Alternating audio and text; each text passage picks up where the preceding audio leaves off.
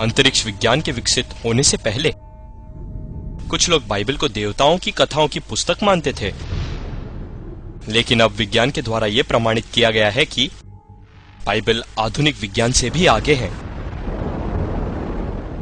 3500 वर्ष पहले कांस्य युग में अंतरिक्ष की अवधारणा सत्य से बहुत दूर थी।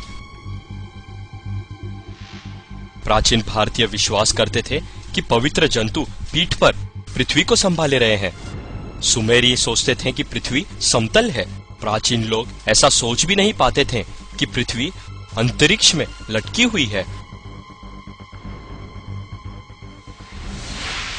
लेकिन 3500 वर्ष पहले कांस्य युग में लिखी अय्यूब की पुस्तक में आधुनिक खगोल विज्ञान का ज्ञान पहले से लिखा गया था।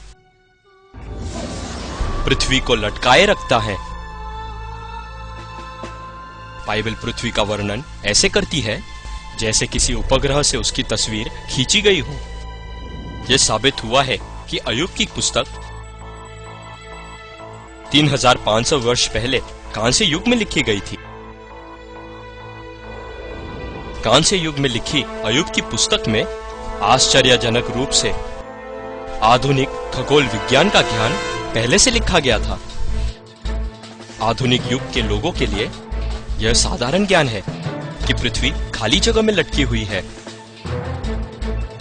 लेकिन कांस्य युग के लोगों के लिए भी क्या यह साधारण ज्ञान था?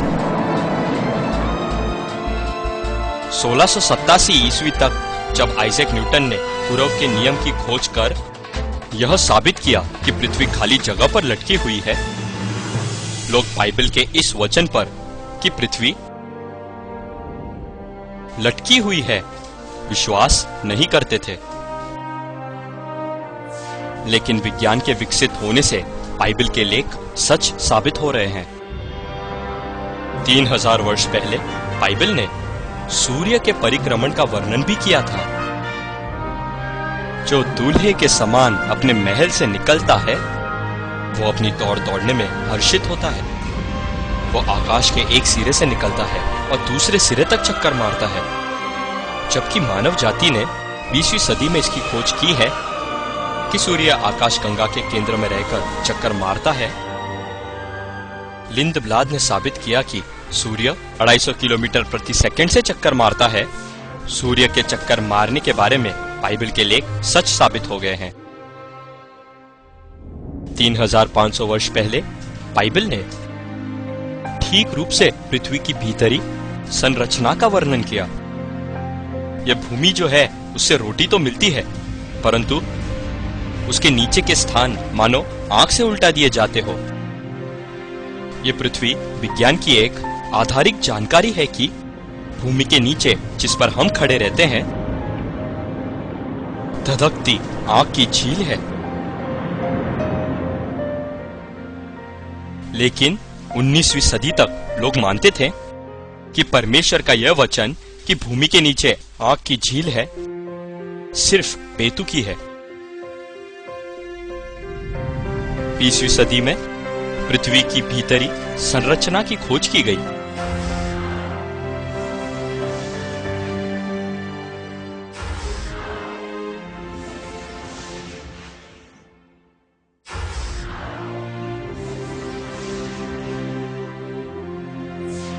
विज्ञान के विकसित होने से बाइबल के लेख सच साबित हो गए हैं। 3500 वर्ष पहले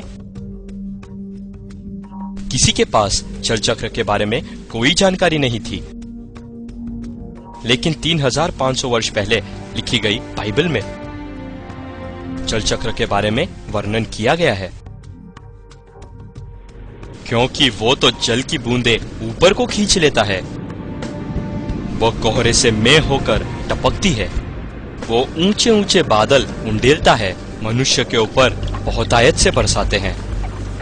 जल चक्र के 3 स्तर है, वशीकरण, धनीकरण और वर्षण। सूरज की गर्मी समुद्र या नदी की सतह पर लाखों टन के जल को हर दिन भाप बनाती है।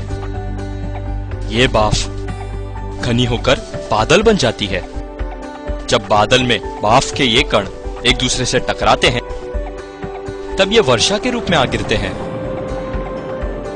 16वीं और 17वीं सदी तक जल चक्र के बारे में लोग कुछ नहीं जानते थे। पियर पेराउट और एडमंड मैरियट ने परीक्षण करके इस तथ्य की खोज की। विज्ञान के द्वारा फिर से ये साबित हो गया कि बाइबल के लेख सत्य है। इतिहास के महान वैज्ञानिकों ने विज्ञान के द्वारा विश्वास किया कि परमेश्वर का अस्तित्व है और बाइबल सत्य है। परमेश्वर जो भला है, उन्होंने हमारे लिए अंतरिक्ष को बहुत ही व्यवस्थित रूप से बनाया है।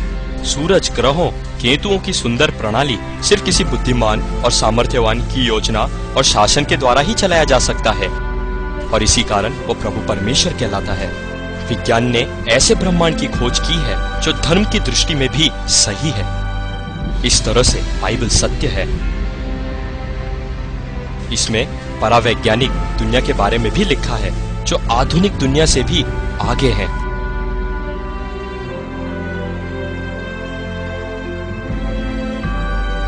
समस्या ये नहीं कि परमेश्वर के पास कुछ अभाव है, पर हमारी मूर्खता है जिसके कारण हम में समझने की कमी है। हमें बाइबल पर विश्वास करना चाहिए, क्योंकि बाइबल ऐसा अनुपम पवित्र शास्त्र है जो हमें उद्धार की राह पर ले जाता है।